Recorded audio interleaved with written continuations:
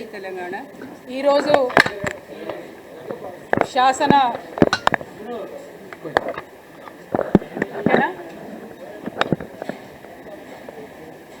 ఈరోజు శాసన మండలిలో మరి గవర్నర్ ప్రసంగానికి ధన్యవాద తీర్మానాలు చెప్పడానికి గౌరవ ముఖ్యమంత్రి గారు శాసన మండలికి వచ్చినారు. మరి వారు వచ్చినటువంటి సందర్భంలో మేము డిమాండ్ చేసినాం, మీరు కేసీఆర్ గారి పట్ల ప్రయోగించినటువంటి భాషను యావన్ తెలంగాణ సమాజం కూడా ఇవాళ వ్యతిరేకిస్తున్నది కాబట్టి మీరు క్షమాపణ చెప్పండి, ఆ తర్వాతనే మీరు మాట్లాడండి అని మేము డిమాండ్ చేయడం జరిగింది. కానీ మా ప్రతిపక్ష నాయకుడికి మసూనాచారి గారికి కూడా కనీసం మాట్లాడే అవకాశం కూడా ఇవ్వలేదు ప్రభుత్వం. ఈ యొక్క వివక్షను మేము గమనిస్తూ ఉన్నాం, తెలంగాణ ప్రజలు కూడా గమనిస్తూ ఉన్నారు. మీ అందరికీ తెలుసు, భారతదేశంలో బలంగా మనం కర్మ సిద్ధాంతాన్ని నమ్మేటటువంటి వాళ్ళం. మనం ఏది చేస్తామో అది మనకు వాపసు వస్తుందట. ఈరోజు అసెంబ్లీలో ముఖ్యమంత్రి గారు బాగా బాధపడుతున్నారు, నా కుటుంబాన్ని నా పిల్లల్ని అందరినీ కూడా తిట్టినారు. మరి గత 5-6 ఏళ్లుగా వారు చేసినటువంటి పనే ఇవాళ మళ్ళీ వారి మీదకి తిరిగి రిటర్న్ వచ్చింది. అది ఎవరు చేయిస్తున్నది కాదు, ఎవరు చేయగోరింది కాదు. ఏదైతే సంస్కృతి మీరు మొదలు పెడతారో తిరిగి అదే మన దగ్గరకు వస్తుందనే విషయం ఇవాళ ముఖ్యమంత్రి గారి విషయంలో రుజువైంది. కాకపోతే మేము బీఆర్ఎస్ పార్టీగా చాలా హుందాగా రాజకీయంగా ప్రజల సమస్యలను మాట్లాడదలుచుకున్నాం కాబట్టి గౌరవ ముఖ్యమంత్రి గారు అనుచితమైనటువంటి వ్యాఖ్యలను వెనక్కి తీసుకోండి, తర్వాత చర్చ చేద్దామని చెప్పాం. దానికి వారు ఒప్పుకోలేదు.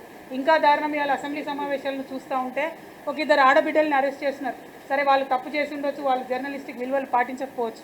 కానీ పదే ముఖ్యమంత్రి గారు ఎవరైనా సరే నేను బట్టలు ఊడదీసి వాళ్ళను బజార్లో ఊరేగిస్తాను అనేటటువంటి మాటలు మాట్లాడిన ఈ రోజు నిజంగా కూడా ఒక బ్లాక్ డే తెలంగాణ చరిత్రలో అని చెప్పి మనము అనక తప్పదు. ఎందుకంటే అసెంబ్లీ సాక్షిగా మీరు ఒక పక్క 33% మహిళా బిల్లు వస్తుంది, మహిళలు రాజకీయాల్లోకి రావాలని చెప్తారు, ఇంకో పక్క 1 కోటి మంది మహిళలను కోటీశ్వర్లు చేస్తామని చెప్తారు, ఇంకొక పక్క అయ్యో నా బిడ్డను భార్యను నా కుటుంబ సభ్యుల్ని అందరు కూడా మాటలు అన్నారని చెప్తారు. అనుకుంటూనే మీరు ప్రయోగిస్తున్నటువంటి మాట నిజంగా చాలా మీ హుందాతనానికి సరిపోయేది కాదు. యథా రాజా తదా ప్రజ అని అంటారు.